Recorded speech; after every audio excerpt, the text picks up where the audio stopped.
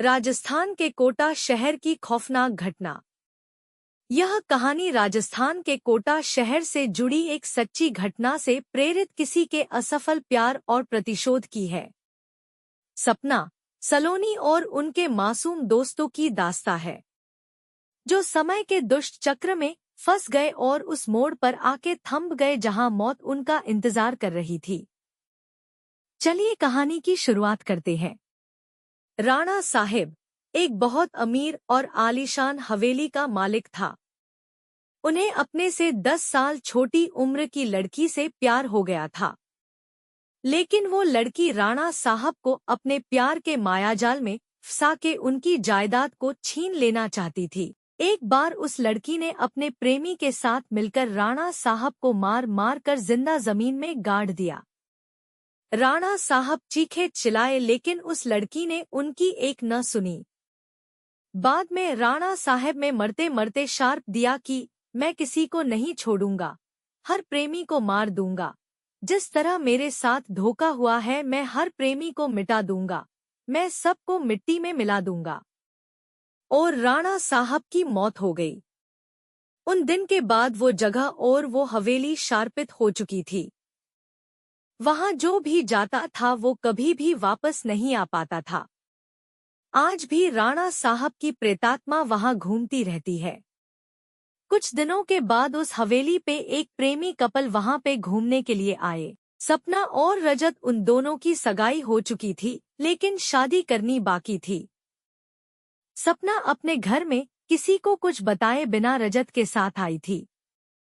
सपना और रजत मजाक मस्ती में उस जगह पहुंच गए जहां पे राणा साहब जो जिंदा दफन कर दिया था। अचानक रजत उस जगह पे गिर जाता है और उसका पैर जमीन के नीचे घुसने लगता है। यह देखकर सपना डर जाती है और मदद के लिए चीखने चिल्लाने लगती है, लेकिन कोई भी उसकी आवाज नहीं सुन पाता है। सपना जब उस हवेली में मदद के लिए जाती है तो वहीं उसे किसी के होने का आभास होता है। उसी वक्त तुरंत सपना गिर जाती है और कोई उसका पैर पकड़कर उसी जगह पर खींच के ले जाता है जहां राणा साहब और रजत दफन हुए थे। बाद में सपना भी उसी जगह पर दफन हो जाती है।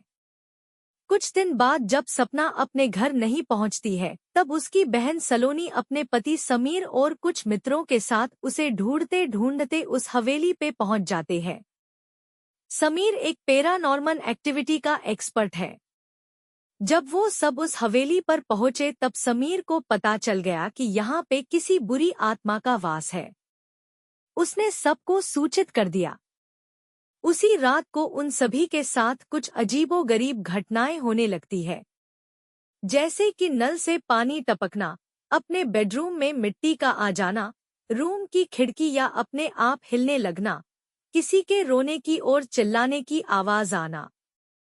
यह सब देखकर वो सभी डर जाते हैं और उनमें से एक भागने की कोशिश करता है, लेकिन राणा साहब की प्रेतात्मा उसे भी जिंदा दफन कर देता है। दूसरे दिन जब उन लोगों को पता चलता है कि उनका एक साथी गायब है, तब वो लोग और भी डर जाते हैं।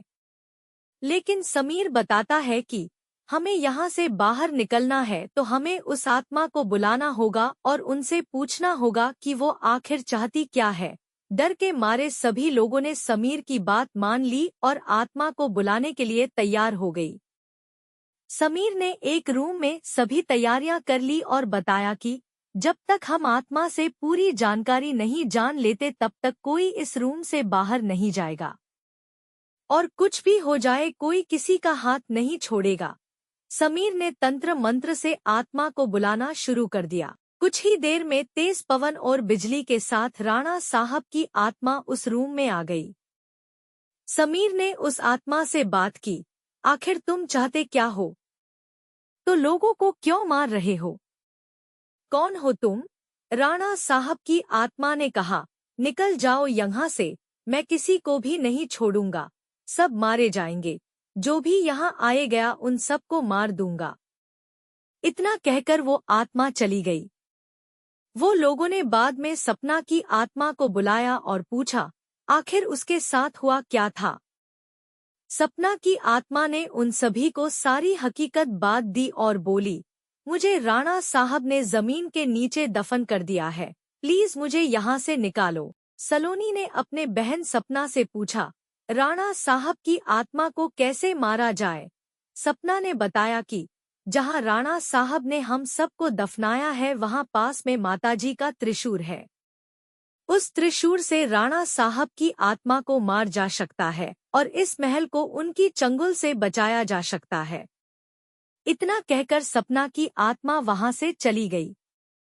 समीर, सलोनी और बाकी दोस्तों लोग तुरंत उस जगह पे गए जहां राणा साहब को दफनाया गया था। राणा साहब की आत्मा ने उन सभी को त्रिशूल के पास जाने के लिए रोका, लेकिन सलोनी की भी तरह उस त्रिशूल के पास पहुंच गई और उसी त्रिशूल से राणा साहब पे वार किया। कुछ ही देर में राणा साहब और उनके साथ वो सभी आत्माओं को मुक्ति मिल गई जिसे राणा साहब ने दफनाया था।